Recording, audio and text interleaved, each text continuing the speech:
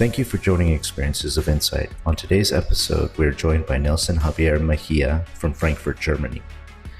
Nelson studied at Hochschule Furtwangen University, where he received an MBA in engineering degrees in industrial and product engineering. Nelson began his professional career as a consultant focusing on BI and service engineering. He eventually ended up at Lufthansa and Lufthansa Cargo, where he summed up his experience and his focus there as focusing on everything relating to innovation. Most recently, Nelson has launched weSpark from Frankfurt, where he's helping clients on a commercial basis release their innovation goals. We really enjoyed sitting down with Nelson and capturing some of his methods that he shared with us to spark innovation, and we hope you will too. Without further ado, we present to you Nelson Javier Mejia.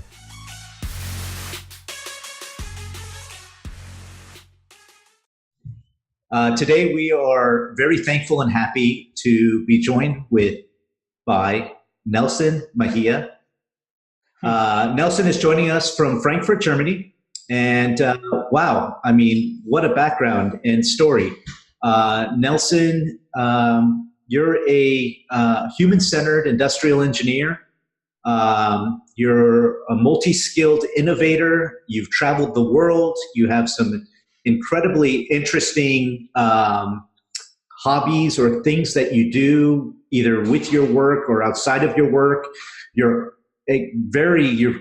content has been, I've seen it out there. It's very, I really like it. I like the consistency. I like the theme. I like what you've been putting out there and how it's been intended to help people kind of focus on innovation and setting the stage and the atmosphere for innovation.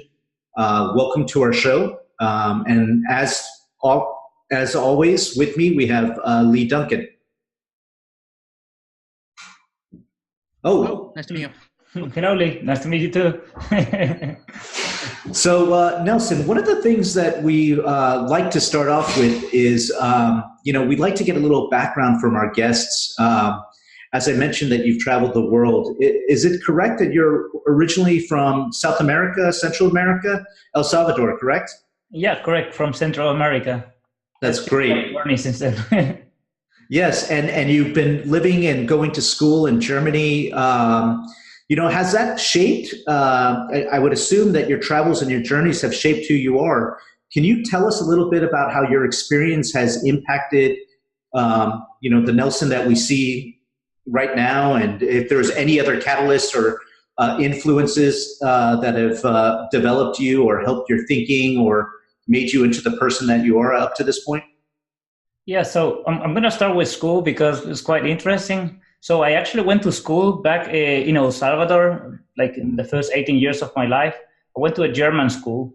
And the really cool thing about this German school is that the German government actually paid or subsidized part of the cost for this school. So it was a private school, but still, you had people from different social classes, you will say, which is really nice when you want to be constantly hearing different perspectives from different people.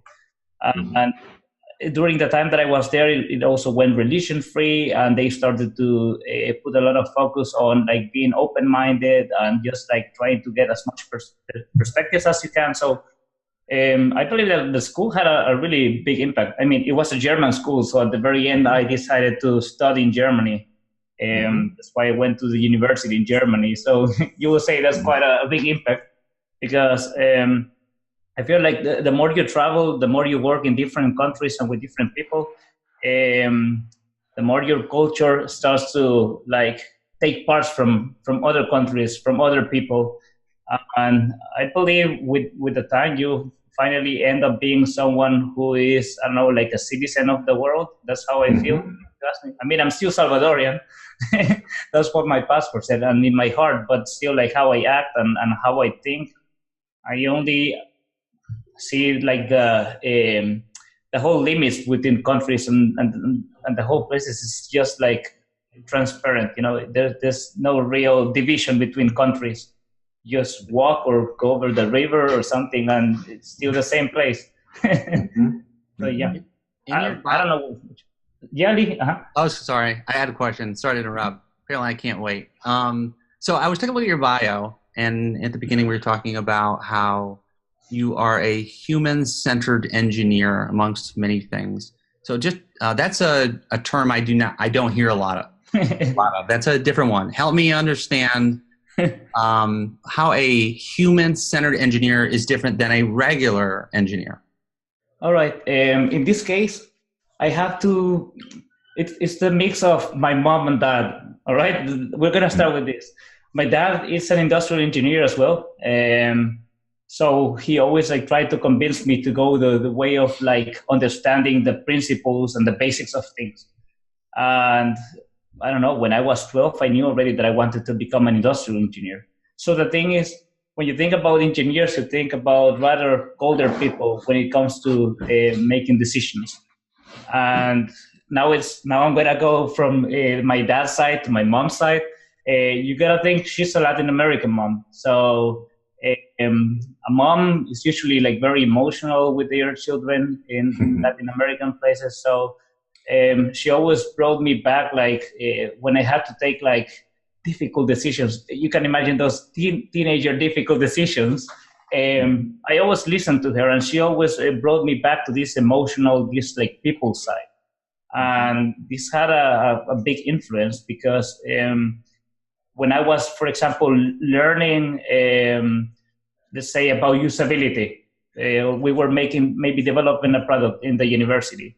Then I always wanted to land back at the people who were going to use this. And it actually turned out to be really good because later when you start learning about design thinking and all these like innovation methods, you see that if you always think about who's going to be using this, who's going to be affected by that, and so on, everything turns out to be way easier to understand and more practical. So basically, being a human-centered engineer means, yes, I will cover all the standards that engineering requires. I mean, if it's whether it's safety, whether it's functionality, and so on, and the quality, but I will always stop to think, okay, how does this affect the user? How does this affect the person who's next to the user?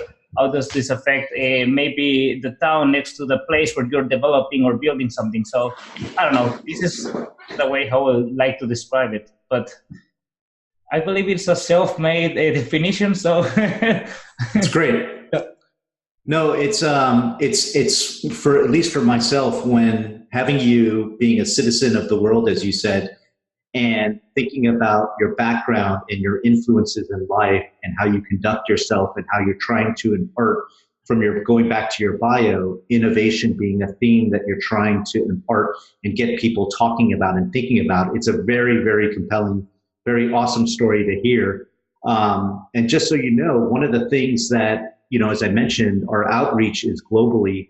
One of, looking back to people in Central America and globally, or Asia or other regions of the world, I have a question for you because, like you, and this is a separate discussion, this is your time. I don't want to get too much into it, but I've done a fair amount of traveling myself and put myself in some situations where, I left home when I was 17 as well. And I have had a lot of experiences over my life. If you had a chance to impart some knowledge about successes and failures and how you deal with that in your day-to-day or as they're presented to you, and how you stay positive, because what I'm seeing in front of me is a very positive, very confident individual. What are some of the keys to success that you've evidenced and you want to share with people when it comes to times when you're confronted with some of these failures or difficult times? All right, this is a really difficult question, but I have, this might be, I don't know, too big to respond, but I'm going to try to answer. So I believe something that always worked for me, and again, I will still relate things that my mom and dad used to say, because they were extremely influential in my life. My dad was always the kind of person that told me like, hey, never give up. You got to try again. Actually, they both took the decision to put me into karate. So when I was in karate, one of the first things that I learned is like, okay, if you fall down 20 times, you're going to stand up 20 times again. And I did that. I actually did karate for 10 years. So you get some sort of discipline to never stop trying. Mm-hmm. And then from my mom's side, it was this like she was show me how to find hope when you think that you lost it all, and try to like fake that you see the light at the end of the tunnel, even if there's none. So I believe this is something that usually works for me. I don't know how it actually looks in the real day. It's more of like, if I know I cannot solve something right now, I'm not gonna stress myself over it, because what will stress do to me? Nothing good. It's just gonna be bad. So in my usual day, I get distracted quite easily, which you will imagine this is a disadvantage. But I can get really focused on something really fast. And what I have found out is that really often, while I'm extremely distracted, I just get the ideas that I need to solve something big, or a challenge that I had like in the background of my head, in the back of my head. I mean, for example, who ever had like, everybody has like really good ideas while showering, I will argument. Mm-hmm. So the difference is, if you stop showering at that moment and you can take your phone or the next thing, when you can write something, just write it down, just document it, because as fast as it comes, it can go really fast again. And maybe if you start writing it, you just use like this kind of, in German you will say Schwung, or like you have this movement already. Mm-hmm. So you have kind of a boost to start, and then this is how you get like kind of in a state of mind where you get to be innovative. So yeah, the two things that I mentioned before, the hope and just like never giving up, this is just the way for you not to fall into this like a situation of being stressed. Because I mean, if you ask me, I believe you can actually manage motivation even by needs. Like, you know, if you need to survive or something, then you will innovate somehow. And then the one where everybody's trying to go, because you don't want to be completely under stress and right between, how do you say that, between the sword and the wall. The other way is like being inspired and just reaching this state of mind where you are just like creative and your imagination just like goes everywhere where you want to go. And I don't know, I believe like little distractions usually help me. I have an example, one that actually marked my life. I was working for this automotive company, and they sent me to India, and my task was to basically re-engineer the strategy for their subsidiary in India with around 40 employees or so around. I hope I'm not saying the wrong number. And the company wasn't, at that moment, the company wasn't doing its best, so as to say. So I was still an intern. But funny thing is, people, when I got there, they thought I was German. And second, they thought that I had like a really influential position. But it's just like they knew how I think, and they knew I was like ready and motivated to go to India, stay there for a month, and actually be really transparent. And they knew that I was going to say the truth and say like what we need to do. But I was also going to take care of the people there, which back to the question from before. And it was like the third week from 4. And sorry, I just didn't have any idea of how to solve this problem. I was completely lost. It was just such a big input of information. And I remember I just went to shower this day and said like, I'm just going to think about something else. And then I was just showering, and the water turned cold, and then it turned warm again. Like you would expect, this temperature changes from time to time. And then it was just like, oh God, I have it.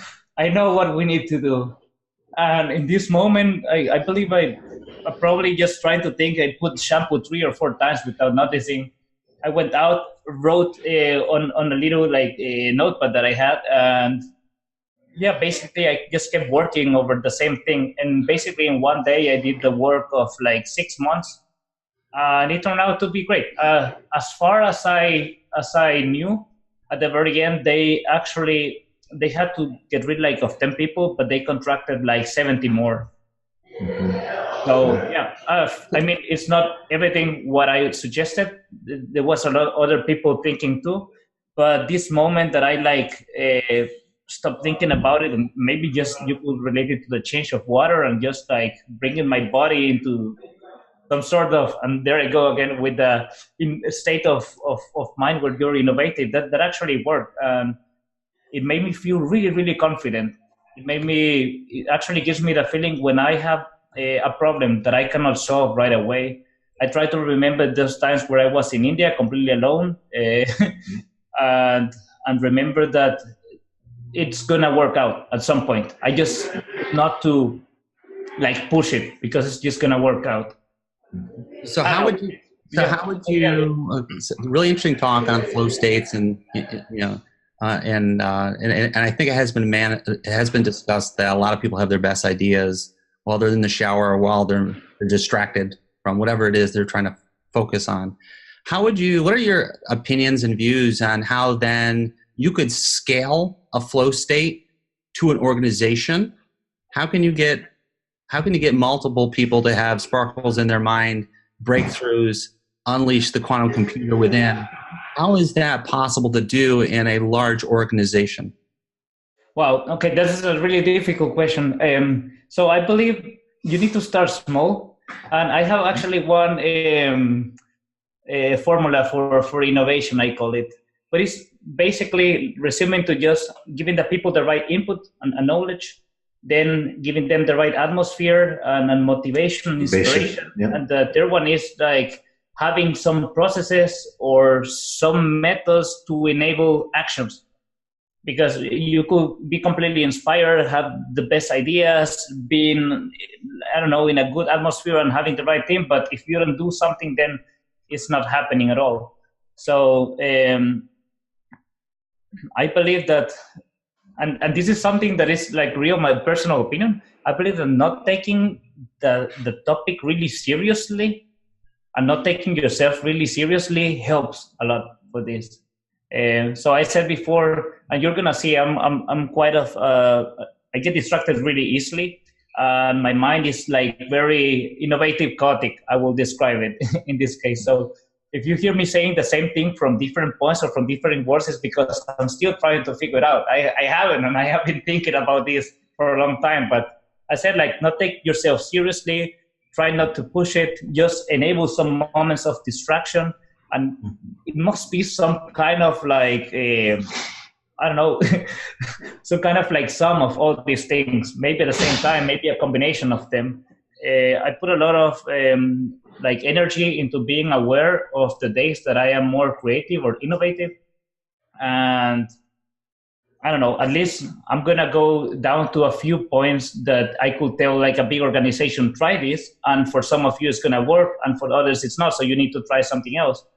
And I don't know, like listening certain types of music and having maybe from time to time a longer shower, try to distract yourself before a difficult day could work.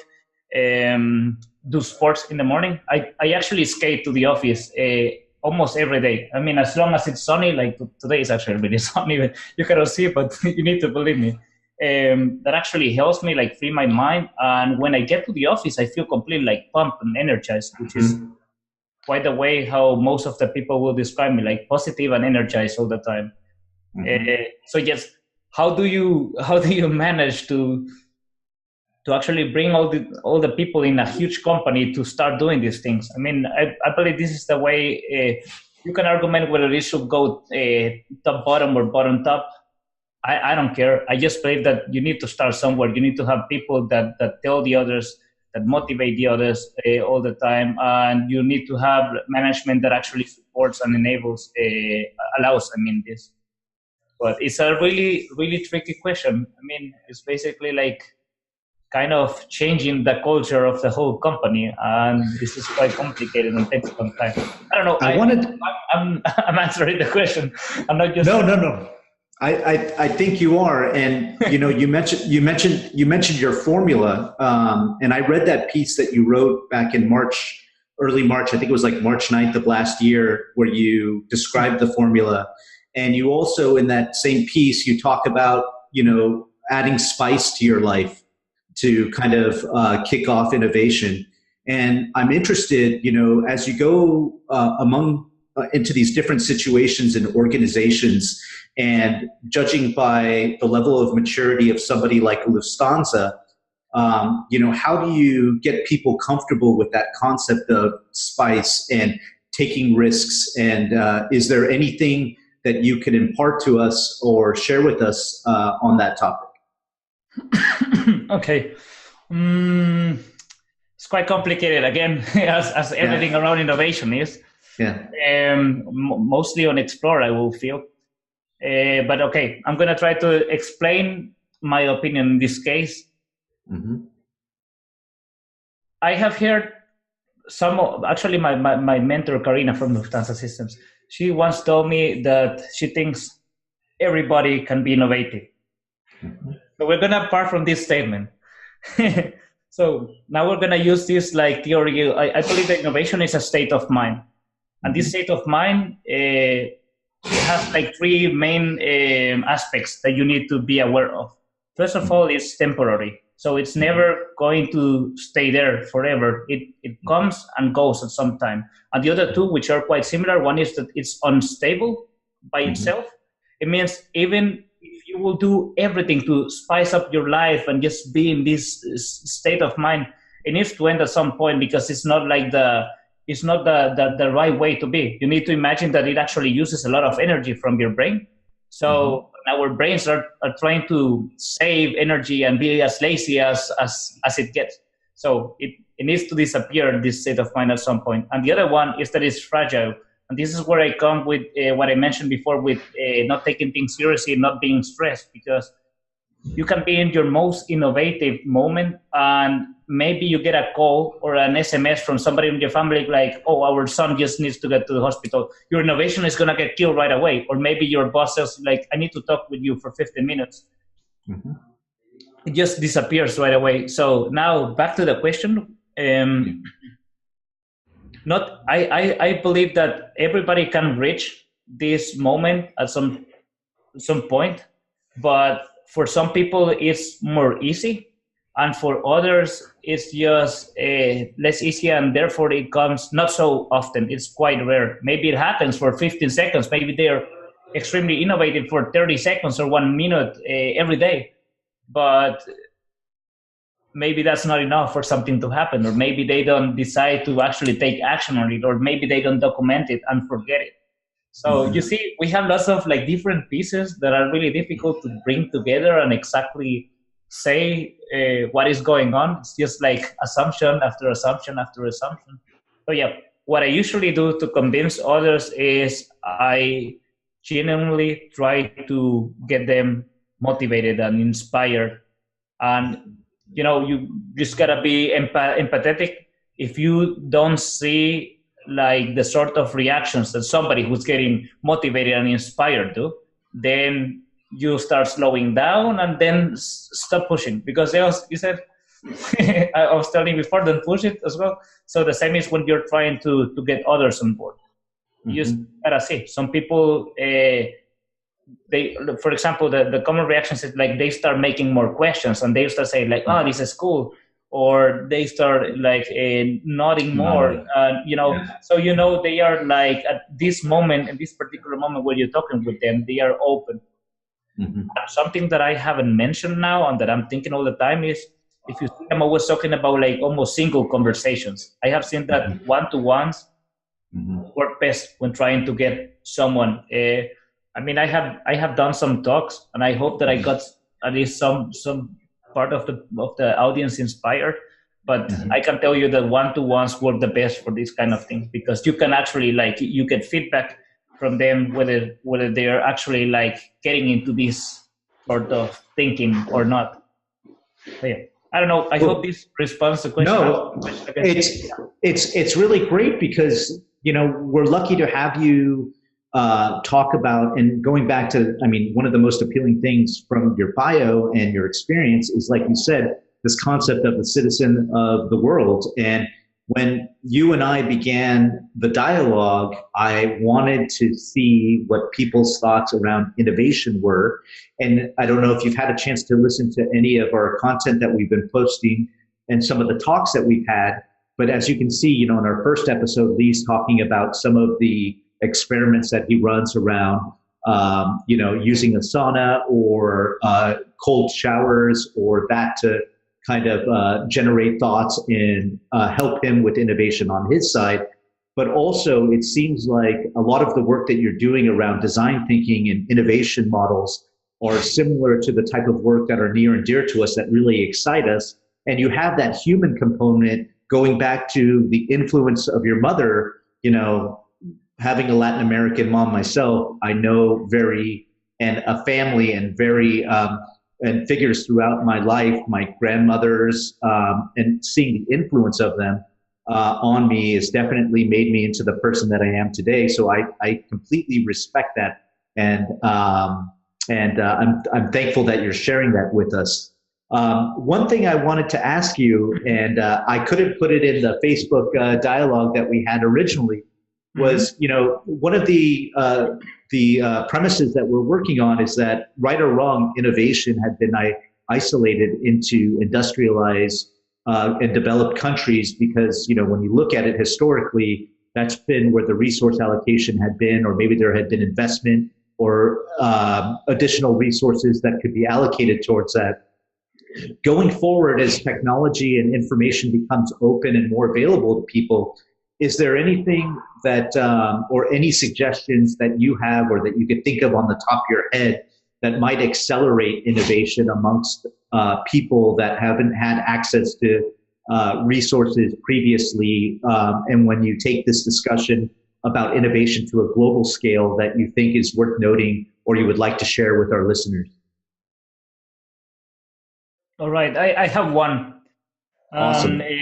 This is quite tricky to say, but yeah. So I feel like in general, when we're talking about this, like big corporations in industrialized and really well-developed countries, I feel that innovation has become more of a marketing stunt for many.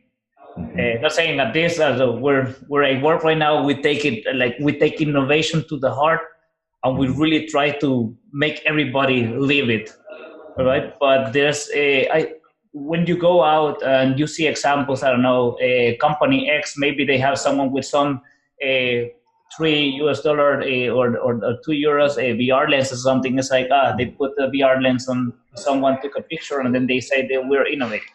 This is where this is what actually makes my blood burn. It's just like, why? So I believe that the first thing to actually get innovation out there is to try to learn a little bit, read a little bit, and think that it's a real thing. More of we need to make our stake and shareholders really happy. So let's do something innovative. Let's start an innovation campaign. Let's just let them know that we are a really innovative company. I believe this happens in almost every big company. I'm going to assume there might be some that are the exceptions, but yeah. So the first thing is just like don't fake around it. It's for people like me nowadays. It's extremely obvious when I see an marketing stunt, and I feel that a lot of times there's a lot of resources that goes towards this, and I see them so extremely. What's the contrary of well spent? I mean, it's just terribly spent. Wasteful. Yeah, it's just a waste. Just like make this place look really cool, and let's decorate it. Let's do some green. Let's get some air balloons somewhere. This is this is like the fake innovation. The real innovation is more where you put the resources in people having time to talk with other people and people having time for themselves. For example, I take it almost religiously.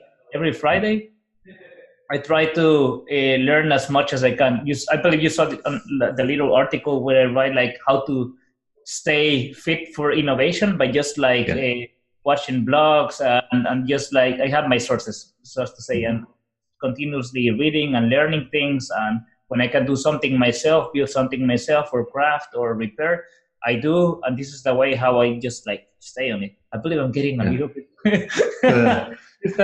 No. But I believe something that I didn't answer that is quite intriguing: how to bring maybe innovation to those countries that need it the most. That's a difficult one. I can tell you what I'm planning to do for my country in El Salvador, because I don't see like a big way that you say like, okay, let's press a switch, and then once we press it, we're gonna just like upload this information, and everybody in Latin America and in Asia and Africa is gonna download this information, and they're gonna be innovative by the way. No. I definitely, I would love to hear, because I know you and I spoke before we started recording this, and I know that you have certain things on your roadmap, your own personal roadmap, that are near and dear to you. And I wanted to see if you could talk to us not only about what you plan on doing to give back or go back to El Salvador and maybe Latin America or certain regions in general, and maybe that's aligned to commercially where you see yourself going in the short term. I wanted to see if you could share that with us, and also if you could tell our listeners where they can find more content from you. I've read everything I've been able to find off you. As you can tell, like, I mean, I did my fair share of research, and I love the stuff that you're thinking about, and I think that we need more of it out there. And I applaud you for taking the time and putting pen to paper. And I'd love to hear some more about your personal roadmap. Okay, yeah. Well, the first thing is I know since like, I don't know, maybe 2 or 3 years. No, not that I know, I'm certain of it, that I want to bring a little bit of the social aspect into my work life. I need real motivation to wake up and think, today I'm possibly gonna do something good if I put my effort into it, and if everything goes well, then I'm gonna be helping people. So I have some social responsibility to actually do something in El Salvador, because as you might imagine, I was really, really lucky that my parents were really hard workers that actually made me go to Germany the first time with 13 years to live 1 month, and then the second time with 15 years to live 4 months. I mean, this is an opportunity that almost nobody has in El Salvador. You could count everybody who had this opportunity with 4 hands in the whole country. So if you think that I actually like went away and that now I'm living in a country abroad, it's kind of unfair, because I could be back in El Salvador actively helping. So I need to find a balance for myself. And right now my personal agenda says I'm going to be traveling 4 or 5 times to El Salvador. The idea is this is going to be my sort of vacation. So I'm going to try like to sell to some people, like the top executives, some seminar for 3 or 4 days. The idea is this pays my ticket. So I stay for 2 weeks every time I go. This is the first week of seminar. And the second week, I want to get in touch with some NGOs. This is especially a big one where I could get a direct contact. They support a lot of studios. They support a lot of, how do you say this? God, I told you that my mind is always kind of like distracted, mess up. But initiatives. Yeah, initiatives. People who have who are lacking in economical and financial resources, they can still go to university and learn a lot. So I was thinking, first I need to contact them, and I can start just like tropicalizing and just like simplifying as much as it goes these innovation processes, and just like applying them to some like examples that are actually the sort of examples that you will hear in El Salvador. So it's basically I want to go and try to teach as good as it goes all the innovation methods that I know, and try to inspire these young people at the same time. I mean, they are between 15 and 25 years old around, and I believe this is my way to start. I am now developing like some sort of short stories for little children where I try to teach innovation methods. It's just some like basically some animals that are living in a forest, and they have a challenge but I just want to like adapt these, innovation methods that you could maybe pay a training for 2,000 euros to learn over 2 days for an adult. I want to adapt them and start teaching it to children in Germany first. And if this actually works well, then I can try this in El Salvador as well. It's just, I don't know. I don't have a real, like, a plan that I know it's going to happen like this. I'm just going to be experimenting a lot. And that piece around experimenting based off what you said in innovation models in different pockets, I think that's very consistent with, what Lee, myself are doing on a day-to-day basis, running experiments and iterating and adjusting our strategy and how we not only are perceived, but what we put out in front of the world. And it's very refreshing to hear. One of the things I wanted to also find out is for anybody that's listening to this, where can they find some more of your content, or where can they find you, or going forward in the weeks to come, where would you suggest people, find you, or commercially, where can they reach out to you? Yeah, I know. I was thinking all the time, it's like, I skip one question. But yeah, so when it comes to my content, I'm publishing everything on LinkedIn. I was thinking now that I should have some content in Spanish as well. That would be... You should. Again, yeah. Now that you notice, it's not... Right now, I feel like the language for innovation is mostly English, especially when it goes to theory. But as well, I need to work a little bit harder and just like tropicalize also the examples that I use so that it translates well into Spanish. But yeah, basically I'm going to be posting in English. I'm going to start posting video materials. As you can see, I usually have like a huge green screen back there. And you noticed at the very beginning that I have some studio lights going on around here in my room. So I'm going to be publishing and trying to just like make short videos, because even today in one of the LinkedIn in today's story, it said that we are still following the trend that we have a shorter span of time for actually focusing on something. So I'm going to be making like 2 or 3 minute videos explaining some basic examples, or sometimes just like trying to get some people on board this like state of mind, or on board the hype train of innovation. I don't know. So yeah, if they follow me on LinkedIn, I am the sort of person that always responds to every comment and every message and all sorts of feedback. And as you were saying about interacting, I do update my articles.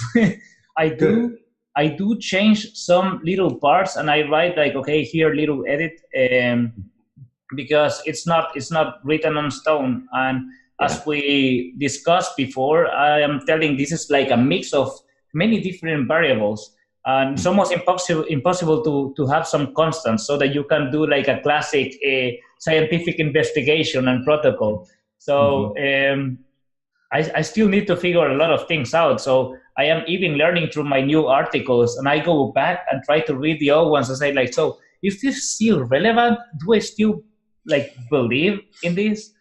Which is kind of fun, because yeah. Good. So Nelson Javier Mejia, mucho gusto. Thank you for your time. I really appreciate you coming on board and making yourself available. And if on behalf of the Experiences of Insight team, if there's anything we can do to help you radiate your message, get it out there, if there's any introductions we can make to help you, please let us know what we could do to help you. We really believe in the work you're doing. It's very exciting stuff. Thank you for pushing it forward, and thank you for offering your insights to our listeners. We hope it's Friday there, and I know it's beginning the start of the evening there. I hope you have a great evening and a great weekend, and thank you for joining us today. Thank you for the opportunity to come here and try to share part of the, let's say, encrypted message of what innovation is, at least in my mind. Yeah. I'm really happy that we actually got to do this, David. And Lee as well. I don't see him now, but I believe he must be there somewhere. Thank you very much. Thank you very much for your time. Yep, you too. Bye-bye. Ciao.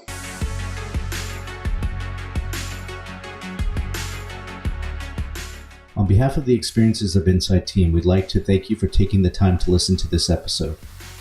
We hope that it was value added and that you continue to check out our content. Have a nice day.